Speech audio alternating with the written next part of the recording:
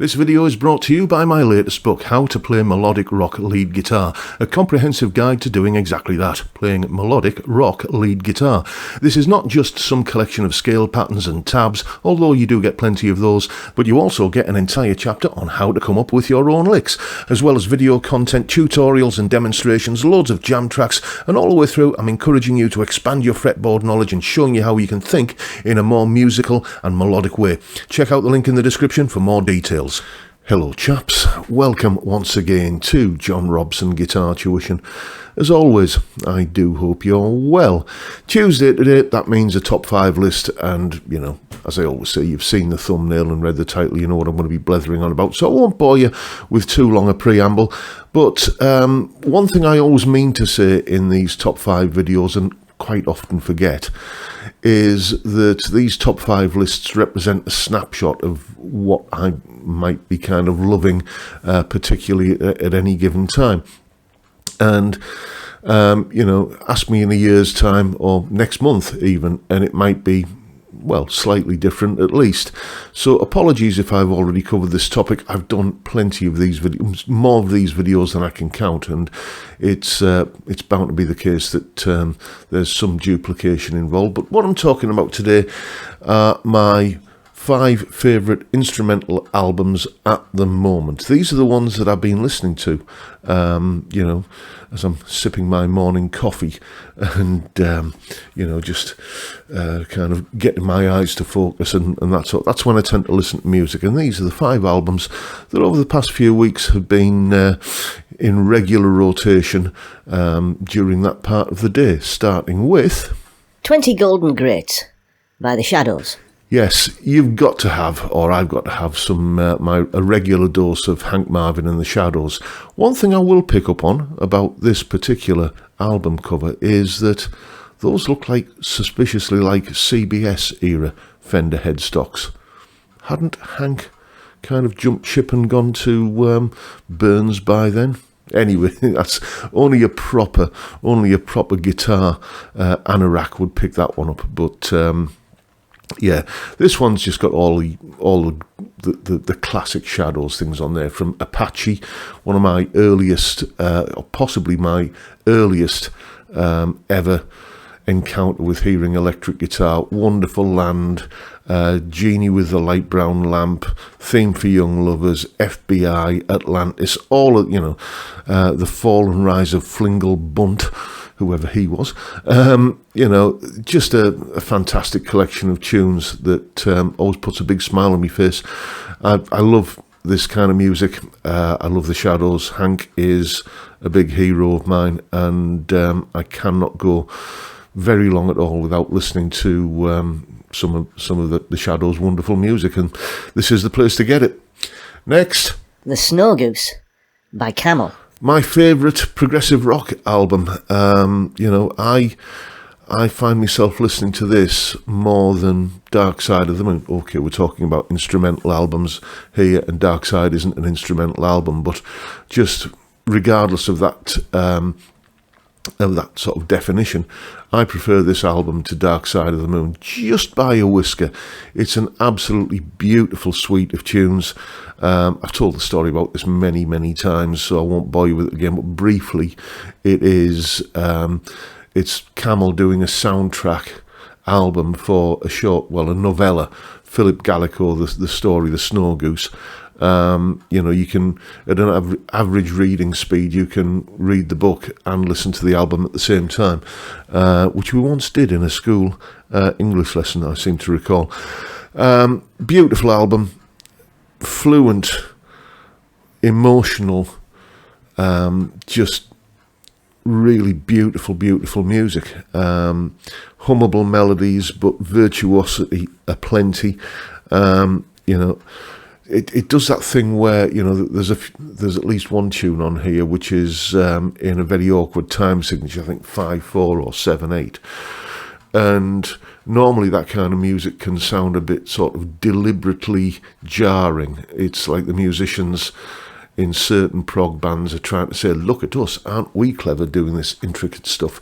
But this, it just flows by, and you don't notice the cleverness until you kind of scratch the surface and listen for it. The first thing you notice is just the wonderfully fluent, emotional content of the music. It's a beautiful album. I can't sing its praises highly enough, and it's 100% instrumental, so that's why it's on the list. Next, Kind of Blue by Miles Davis. the one jazz album that most rock musicians end up listening to, purely because it's so just fluent. Again, there's that word I was using a lot on the last album.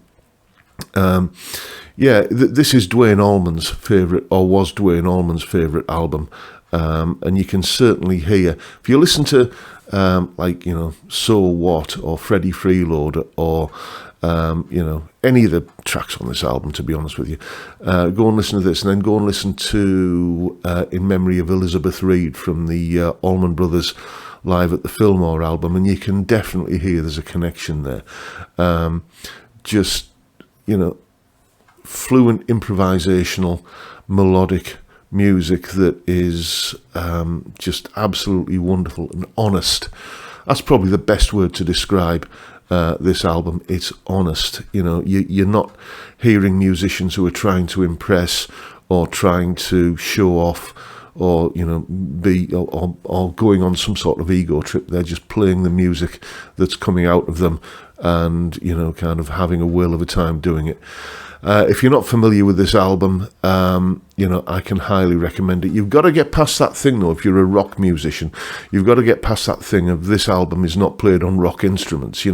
There are no guitar solos. There's no, kind of strummy acoustic guitar. There's none of that.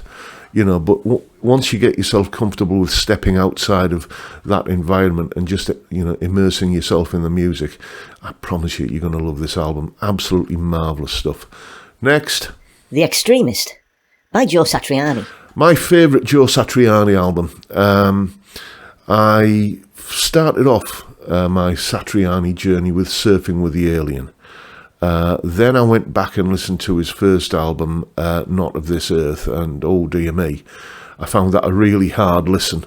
But Surfing with the Alien is a great album. It suffers only in the fact that by modern standards it sounds a little bit cheap. The sort of 1980s programmed drums don't do it any favours. For a start off, and I think I remember having that video, that VHS video, the Satch tapes, if anyone remembers that, where his producer and engineer John Cuniberti was talking about how they had to get the album finished in a rush because there was another band booked to come into the studio, and they were fishing around in the waste paper basket for spare bits of tape just to kind of splice together so they had enough to finish the fade out of a particular tune. And yeah, it's a great album, but it does kind of, you can hear that there's a certain shoestring budget element of it involved. It was a massive hit, so the record label gave him a big budget for his follow-up album, Flying in a Blue Dream, which I thought would have been twice as good an album if it was half as long. It was the dawn of the CD era, where because you could fit 75 minutes of music on a CD, albums felt like they had to be 75 minutes long, and hence a lot of stuff that would have ended up on the cutting room floor, just got included in that as filler. But this album, the one after Flying in a Blue Dream, I think is just where bullseye. It just all came together. There's not a tune on this album that isn't that I would skip. I listen to it all the time. Just things like Friends, The Extremist, War, Rubina's Blue Sky, Happiness, Tears in the Rain, a beautiful acoustic, almost classical piece, Motorcycle Driver, New Blues. Just every track on this album is just an absolute winner for me. And I don't think Joe he's probably equalled it since, but I don't think he's ever bettered this album. And yeah, I love it. Had to be on the list. That's why it's here. Next. Tubular Bells by Mike Oldfield. I saw a Mike Oldfield documentary, probably the same one that's been doing the rounds for a good few years now, but I was just in here editing some videos. Normally I'm editing on that machine there, and I've got YouTube or something on this machine. And I was looking for a video. Oh, yeah, I'll watch that Mike Oldfield documentary again because it was on YouTube.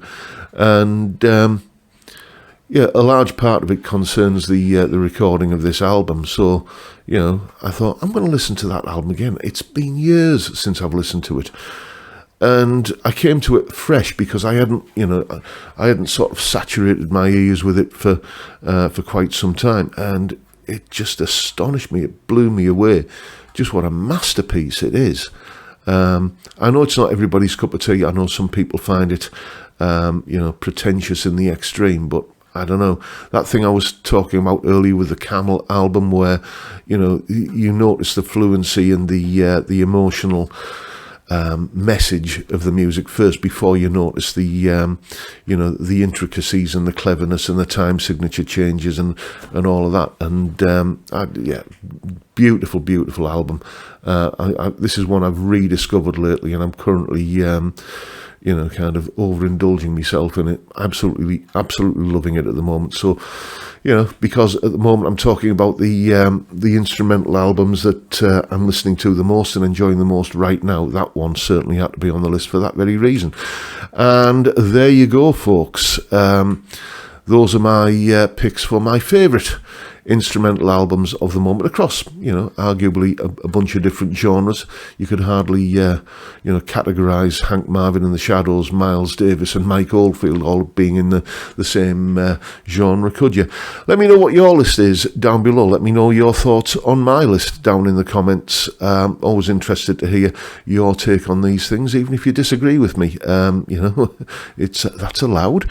But for now, that is it for today. That's the video. Hope you've enjoyed it, and if that's the case, please hit the subscribe button and the notification bell if you haven't already done so. And why not drop me a like as well while you're at it? I'll try and find some links to all of these albums and put those down in the description as well. But yeah, that's it for today, folks. Thanks for watching. Look after yourselves, folks. Stay well, stay safe, and above all, stay sane. Bye for now.